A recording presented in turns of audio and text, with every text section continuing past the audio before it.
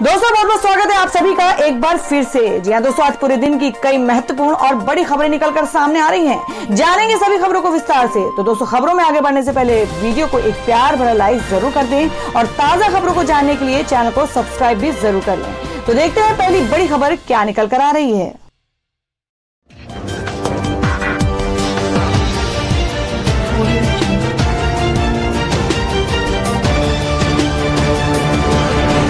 तो दोस्तों पहली बड़ी खबर बता दें, यूपी सरकार को ठाकुरवादी बताने पर गरमाई राजनीति, आप नेता पर एफआईआर दर्ज।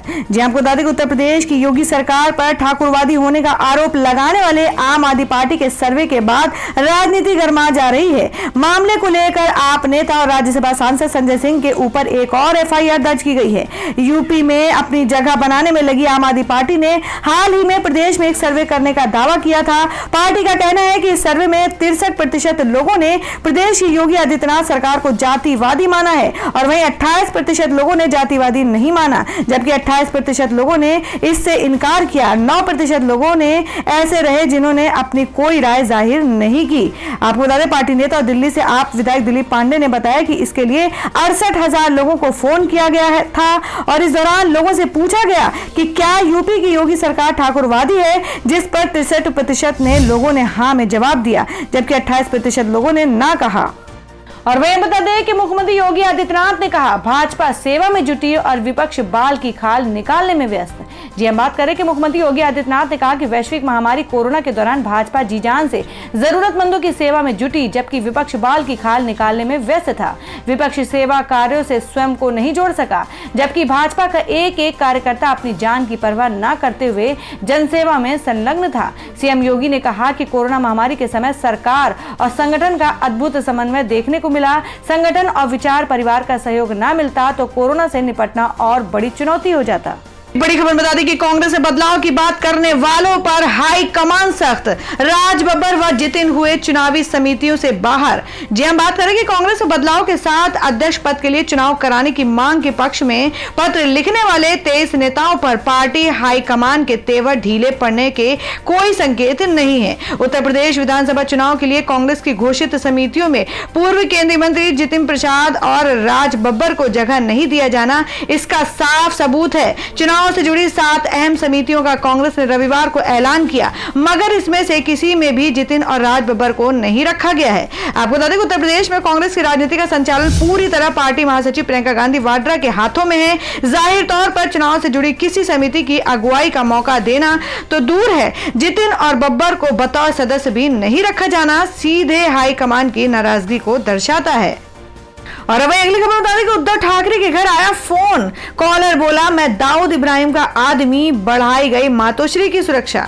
जी हम बात करें कि महाराष्ट्र के मुख्यमंत्री उद्धव ठाकरे के आवास मातोश्री की सुरक्षा को बढ़ा दिया गया है। अंडरवर्ल्ड डॉन दाऊद इब्राहिम के कुछ गुर्गों की ओर से मातोश्री में लैंडलाइन पर फोन किया गया था, जिसके बाद मातोश्री की सुरक्षा को बढ़ा दिया गया है। जानकारी के अनुसार दाऊद के गुर्गों ने सीएम आवास के लैंडलाइन पर 2 बार फोन किया था।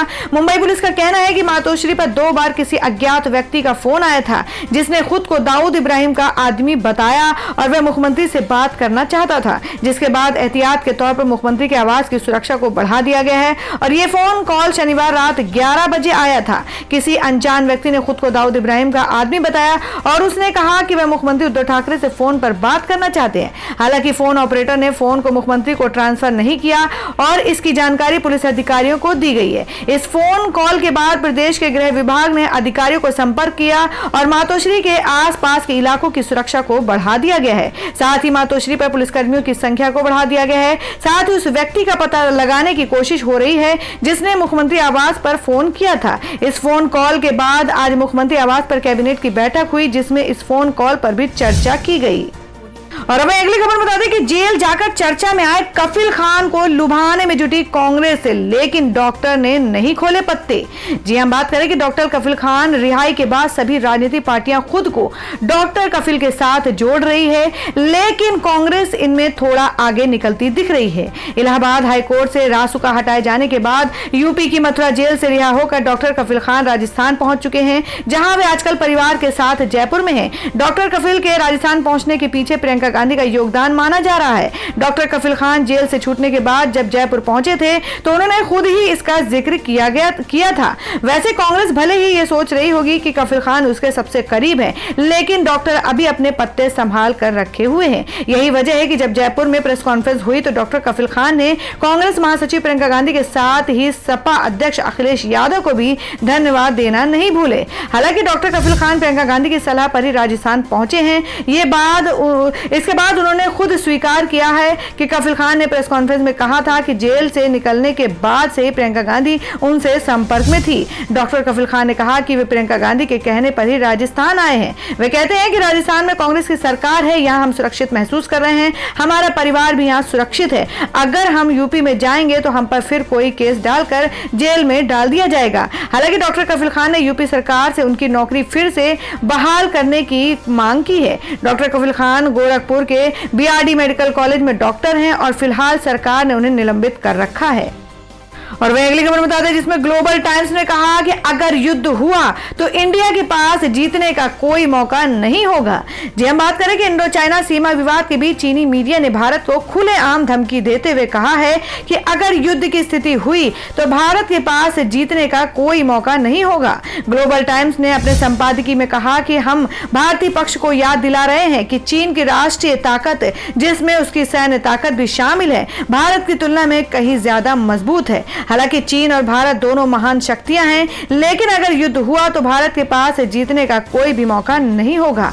हालांकि चीन का मुखपत्र कहलाने वाले ग्लोबल टाइम्स ने शुक्रवार को मॉस्को में रक्षा मंत्रियों की बैठक का समर्थन किया है। चीनी मीडिया जहां अपने सुर अलाप रहा है, वहीं दूसरी ओर देश के रक्षा मंत्री राजनाथ सिंह ने स्पष्ट शब्दों में कहा कि चीन वास्तविक नियंत्रण रेखा का सम्मान करे और यथास्थिति को बदलने की एक तरफा कोशिश न करे। तो दोस्तों, हमारे देश के जवान जिस तरीके से चीन के बॉर्डर पर लगातार निगाहें रखे हुए हैं, उस तरह से उनका मनोबल बढ़ाने के लिए कमेंट बॉक्स में जय हिंद और उनका मनोबल बढ़ाने के लिए 2 शब्द जरूर लिखें। बढ़ते हैं अगली खबर की ओर। और वही अगली खबर बता दें कि कांग्रेस में अब टीम 9 ने फोड़ा लेटर बम, सोनिया को पढ़ाया परिवार मोह से निकलने का पाठ। जी आपको बता दें कि कांग्रेस में टीम 23 के पत्र का तूफान अभी तक ठीक से शांत भी नहीं हो पाया कि पार्टी के अंदर एक और लेटर बम फूटा है, जिसे यूपी के 9 नेताओं ने लिखा है। पार्टी से पिछले साल निकाले गए 9 नेताओं ने पार्टी की अंतरिम अध्यक्ष को यह पत्र भेजा है। पत्र में सोनिया गांधी से पार्टी को बचा लेने की अपील की गई है।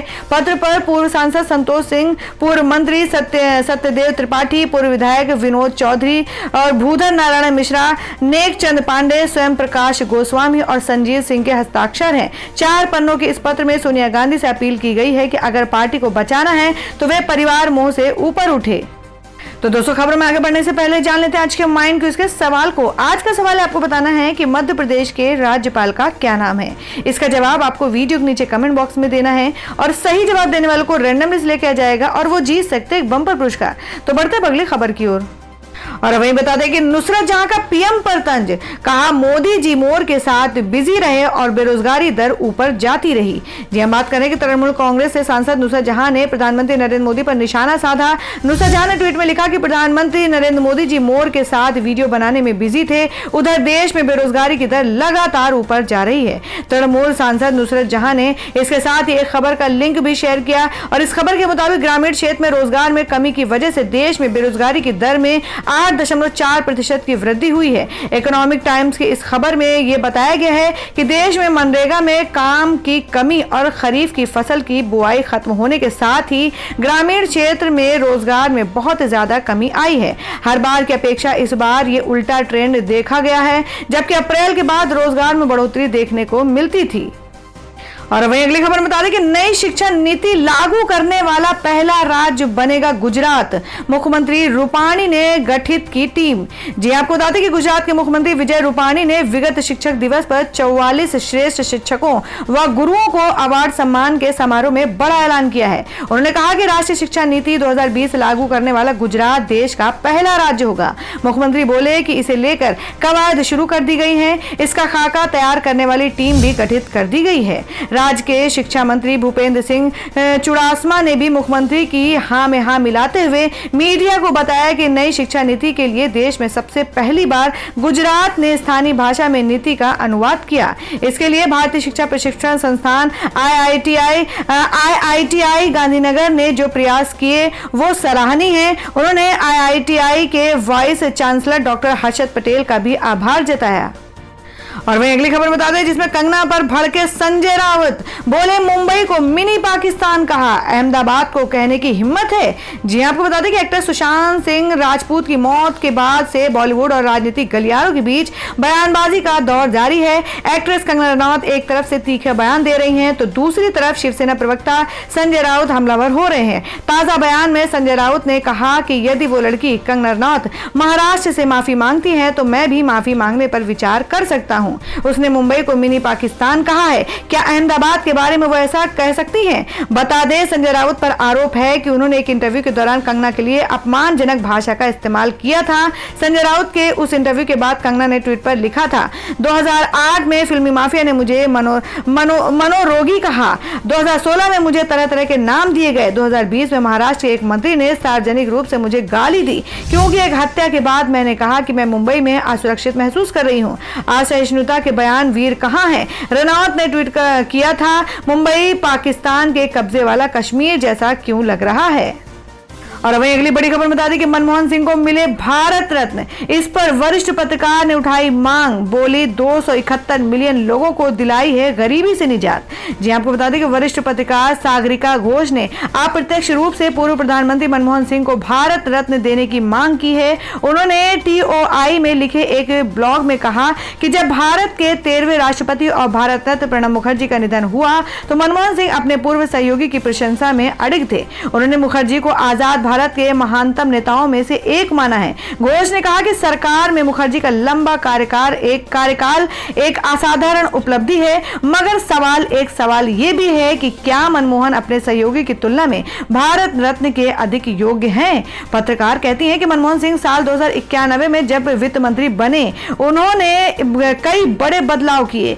PV नरसिम्हा राव के समर्थन से उन्होंने दशकों से चल रहे मजबूत नियंत्रण से अर्थव्यवस्था को मुक्त किया। 2006 से 2016 के बीच 271 मिलियन यानी 27.1 करोड़ लोगों को गरीबी रेखा से ऊपर उठाया गया। इस दौरान लंबे समय देश के PM मनमोहन सिंह ही रहे। भारत में करोड़ों लोगों के गरीबी रेखा से ऊपर उठने का आंकड़े UN के अनुसार है। उन्होंने कहा कि आज गरीब समर्थक कई योजनाओं जैसे वित्तीय समावेशन, मनरेगा और आधार कार्ड उनके कार्यकाल की देन है। और वहीं अगली खबर बता दें कि मोदी के GST से हुआ आर्थिक सर्वनाश, राहुल गांधी का हमला, कहा ये गरीबों और छोटे कारोबारियों पर आक्रमण। जी हम बात करें कि देश में बढ़ते कोरोना संकट के बीच कांग्रेस के पूर्व अध्यक्ष राहुल गांधी मोदी सरकार के खिलाफ लगातार आक्रामक रूप अपनाए हुए हैं। कांग्रेस नेता ने रविवार को फिर एक बार ट्वीट कर PM मोदी पर निशाना साधा। राहुल गांधी ने ट्वीट में लिखा कि GDP में ऐतिहासिक गिरावट का एक और बड़ा कारण है मोदी सरकार का गब्बर सिंह टैक्स GST। इससे बहुत कुछ बर्बाद हुआ, जैसे लाखों छोटा व्यापार, करोड़ों नौकरियां और युवाओं का भविष्य, राज्यों की आर्थिक स्थिति। GST मतलब आर्थिक सर्वनाश।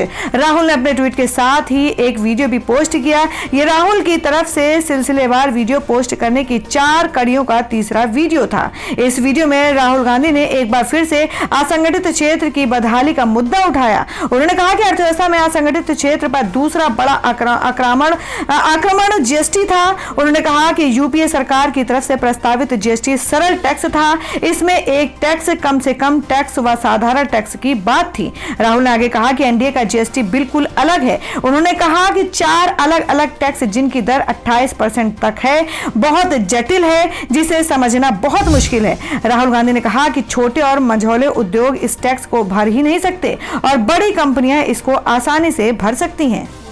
तो दोस्तों, खबरों में आगे बढ़ने से पहले एक बार फिर से आपको याद दिला दें कि अगर आपने अभी तक हमारी वीडियो को लाइक नहीं किया तो जल्दी से वीडियो को लाइक कर दें, क्योंकि आपका एक लाइक हमारे लिए बहुत ही महत्वपूर्ण होता है। और अगर आप हमारे चैनल पर नए हैं तो चैनल को जरूर सब्सक्राइब कर लें और बेल के बटन को भी जरूर हिट कर दें। और हमारी पूरी न्यूज को जानने के लिए वीडियो को लास्ट तक जरूर देखें। बढ़ते अगली खबर की ओर।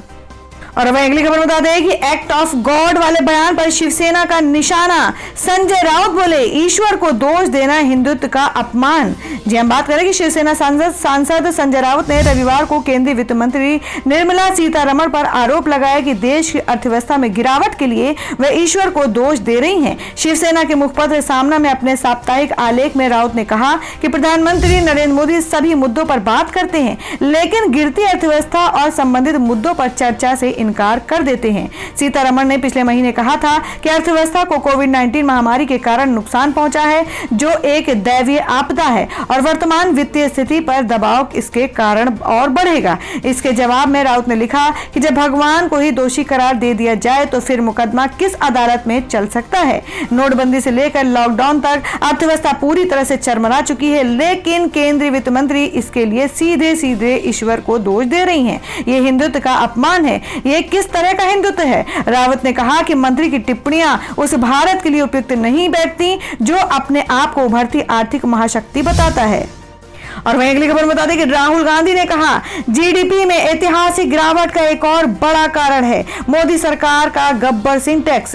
जी हम बात करें कि केंद्र सरकार के प्रति हमलावर रुख जारी रखते हुए कांग्रेस के पूर्व अध्यक्ष राहुल गांधी ने जीएसटी को लेकर प्रधानमंत्री नरेंद्र मोदी सरकार की आलोचना की है। उन्होंने आरोप लगाया कि यह अर्थव्यवस्था के असंगठित क्षेत्र के लिए दूसरा बड़ा आक्रमण है और इसके दोषपूर्ण कार्यान्वयन ने अर्थव्यवस्था का सर्वनाश कर दिया। सीरीज के तीसरे वीडियो में राहुल गांधी ने कहा कि जीएसटी यूपीए सरकार का आइडिया था, एक टैक्स, सरल टैक्स और साधारण, लेकिन एनडीए ने इसे जटिल बनाकर रख दिया। तो दोस्तों, आप लोगों को क्या लगता है जिस तरीके से देश में आर्थिक स्थिति एकदम चरमरा गई है, तो क्या इसका सबसे बड़ा कारण हो सकता है नोटबंदी? आप अपना सुझाव कमेंट बॉक्स में जरूर दें। बढ़ते अगली खबर की ओर। और वह अगली खबर में जान लेते हैं क्या है देश भर में कोरोना संक्रमण के ताजा हालात। देश में पहली बार एक दिन में आए 90,000 कोरोना मरीज। अब तक 41 लाख संक्रमित और 70,000 की गई जानें। यह बात करें कि भारत में कोरोना संक्रमण के रिकॉर्ड तोड़ मामले सामने आ रहे हैं। देश में पहली बार एक दिन में 90,632 नए मामले सामने आए हैं और वहीं 24 घंटे में 1,065 लोगों की जान चली गई है। इससे पहले देश में 5 सितंबर को सर्वाधिक 86,432 मामले सामने आए थे। देश में अब कोरोना संक्रमितों की कुल संख्या 41,13,000 हो गई है और वहीं ब्राजील में कुल संक्रमितों की संख्या 41,23,000 है। संक्रमितों की संख्या के मामले में ब्राजील को पछाड़कर अब भारत जल्द ही दूसरे नंबर पर पहुंचने वाला है। और वहीं अगली खबर बता दें कि चीन से बातचीत पर नहीं आया भारत का बयान, ओवैसी का तंज। कहा क्या पीएम मोदी मोर के साथ खेलने में व्यस्त हैं? जी आपको बता दें कि एआईएमआईएम अध्यक्ष असदुद्दीन ओवैसी ने चीन के मामले को लेकर मोदी सरकार पर हमला किया है। उन्होंने कहा कि राजनाथ सिंह ने चीन के रक्षा मंत्री से मुलाकात की, चीन का बयान आ गया, लेकिन 8 घंटे तक मोदी सरकार की तरफ से अब तक कोई बयान नहीं आया। शायद प्रधानमंत्री मोर को दाना खिलाने में व्यस्त रहे होंगे, इसलिए बयान नहीं आया होगा। ओवैसी ने कहा कि देश जानना चाहता है कि हमारे रक्षा मंत्री ने चीन के रक्षा मंत्री से क्या कहा। क्या उन्होंने कहा कि चीन की फौज जो हमारे यहां घुसकर बैठी है उस पर सवाल किया, हमारे सिपाहियों को मारा, उस पर पूछा? चीन हमारे जमीन पर कब्जा कर बैठा है, लेकिन सरकार इस पर बात नहीं करना चाहती। असदुद्दीन ओवैसी ने ट्वीट कर कहा कि मॉस्को में हुई द्विपक्षीय वार्ता में चीनी रक्षा मंत्री का बयान जारी करने 8 घंटे बाद भी हमारी सरकार की ओर कोई बयान सामने नहीं आया है। क्या हमारे प्रधानमंत्री अपने राजसी बगीचे से मोर के साथ खेलने में इतने व्यस्त हैं कि उनके पास लद्दाख में 1000 स्क्वायर फीट किलोमीटर में चीन पर कब्जे पर बोलने के लिए समय नहीं है? ओवैसी ने ट्वीट में राजनाथ सिंह को भी टैग किया है। और वही अगली बड़ी खबर बता दें कि शौविक और सैमुअल का बड़ा खुलासा। रिया चक्रवर्ती देती थी ड्रग्स खरीदने के पैसे, सुशांत के अकाउंट से निकाली जाती थी रकम। जी हम बात करें कि सुशांत सिंह राजपूत केस में आए ड्रग्स मामले में एनसीबी की रिमांड पर चल शौविक चक्रवर्ती और सैमुअल मिरांडा ने बड़ा खुलासा किया है। एनसीबी के सूत्रों से प्राप्त जानकारी के मुताबिक शौविक ने बताया है कि रिया उनसे ड्रग्स मंगवाने के लिए पैसे देती थी। इतना ही नहीं, इस ड्रग्स के लिए पैसे सुशांत के अकाउंट से निकाले जाते थे। एनसीबी के पास इसका पुख्ता सबूत है। सुशांत सिंह राजपूत के हाउस मैनेजर रहे सैमुअल मिरांडा ने शौविक के इस बयान पर सहमति जताई है। सैमुअल ने भी अपने बयान में कहा कि उसको भी पैसे रिया देती थी, ड्रग्स लाने के लिए कहती थी। शौविक और सैमुअल से पूछताछ जारी है। उससे पूछताछ में उन ड्रग्स डीलर के बारे में जानकारी ली जा रही है जिसमें शौविक ड्रग्स लेता था। बता दें कि एनसीबी 2 दिन पहले रिया चक्रवर्ती के भाई शौविक चक्रवर्ती और सुशांत के हाउस मैनेजर सैमुअल मिरांडा को गिरफ्तार करने के बाद एनडीपीएस कोर्ट में शनिवार को पेश किया गया था। एनसीबी ने कोर्ट से दोनों की 7 दिन की रिमांड मांगी थी, लेकिन कोर्ट ने दोनों की 4 दिन की रिमांड दी है, यानी दोनों 9 सितंबर तक एनसीबी की रिमांड में रहेंगे। तो दोस्तों ये थी अब तक की सभी बड़ी खबरों की अपडेट्स। टुडे ब्रेकिंग न्यूज और लेटेस्ट खबरों को देखने के लिए हमारे चैनल को सब्सक्राइब जरूर कर लें, वीडियो को लाइक और शेयर भी जरूर कर दें अपने दोस्तों और रिलेटिव्स के साथ। तो दोस्तों फिर मिलेंगे काम की खबरों और सरकारी योजनाओं की एक और नई वीडियो के साथ। तब तक के लिए धन्यवाद दोस्तों।